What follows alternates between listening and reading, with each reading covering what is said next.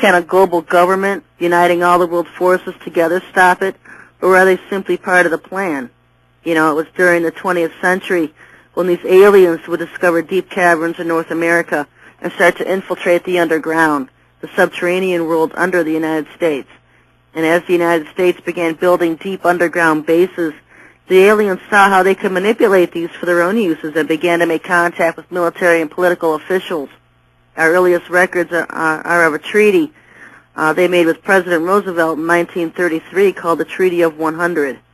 And this began the beginning of making America their home base of operations for the last days. You know, the fallen angels, after seeing what the Lord had created with Adam and Eve, never stopped trying to mimic that creation. However, they would never succeed either. You know, we read in the book of Enoch how a second rebellion among the Most High's angels would occur, and they would come to earth to physically cohabitate and reproduce with humans. And this would replace their own bioengineering attempts at creation, and they would physically be able to produce children with human women. When the Lord eventually destroyed that rebellious attempt with a flood and drowned them all, He then made it physically impossible for them to procreate with humans. But this didn't stop them. They would just turn to test tube creations, cloning, and soul scalping. And that is where we are today with their attempts to create their own human master race, to outdo Yahweh's creation and be capable of producing and creating their own. And that is what they are doing in underground bases all over the world today, and even in our space stations that have been well concealed from the public. They are still trying to create their own master race, and they are doing it through test tube creations, cloning, and soul scalping. We're going to take a break here, folks. We're going to be back in about 2 minutes. This is the Reality Radio Network on Telstar 5 Transponder 5 and on the internet at realityradionetwork.com.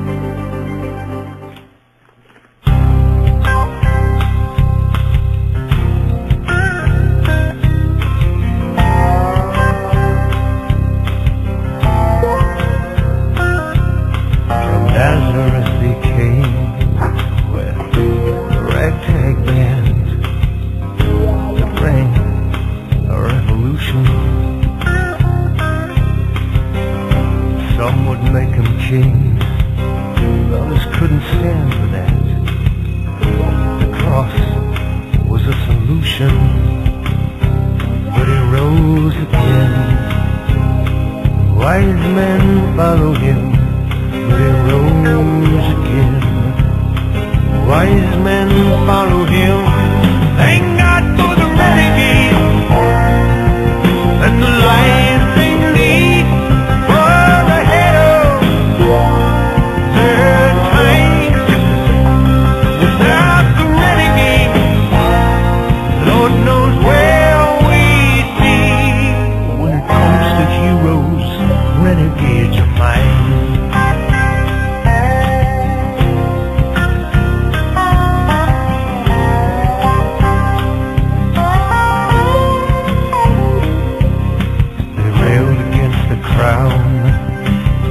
Another ragtag band declaring independence.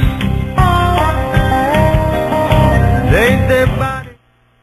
And welcome back to the show, everybody. What I'm doing is going over some information I posted this week about angels in the flesh. And I'm going to go over a little bit more information here, and before I start taking listener call-in, I'll probably start that here in a couple of minutes.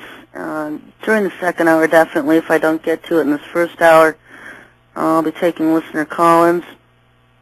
Back to what I was talking about before the break. Well, millions of Lucifer's followers have continued with building their own master race, and you know, I've told you this is what the Greys are doing, and the Greys are the slaves of the reptilians and the draconians and the dragons, and they just do all the grudge work, and they're the ones. These Greys are just manipulated bodies for demon entities to host. Any kind of alien race that has those huge black eyes, those are just lenses. You can pop them off, and usually they're just like red demonic beady eyes is what you'll see on the inside of them, because those are manipulated bodies. You know, they're not born with those. Those are created bodies, and they're just kind of shells for demonic beings. And demonic beings do all the grudge work for the reptilians and the draconians. But while they're busy trying trying to make their own master race and create their own master race. Lucifer himself has been involved with the political and economic systems of the world and has created secret societies to work together to bring him into power through a one-world government. His followers have reached beyond just what we know as aliens.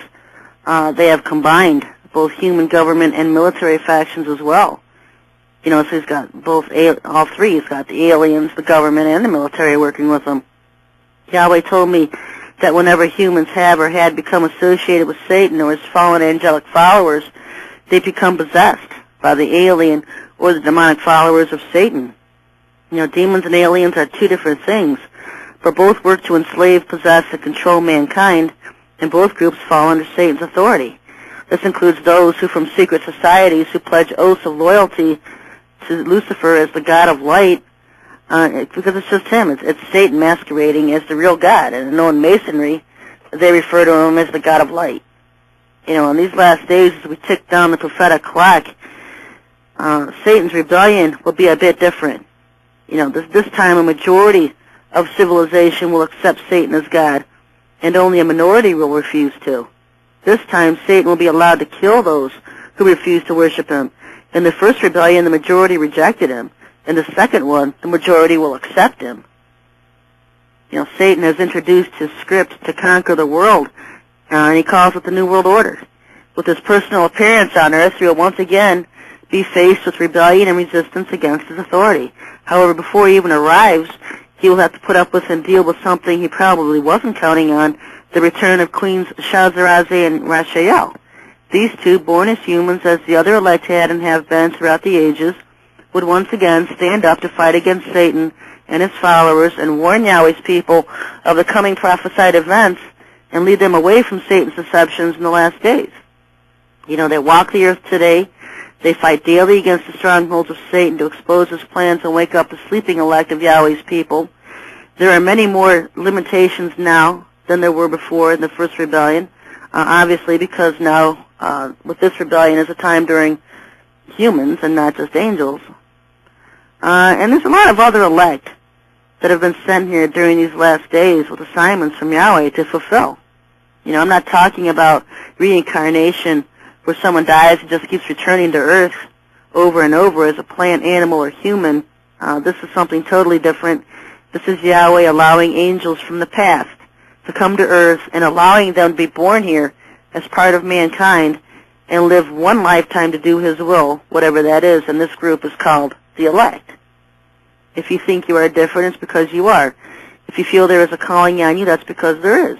Many of you listening to this show tonight, and many of you read my websites, read my articles, need to seek Yahweh himself so he can reveal it to you.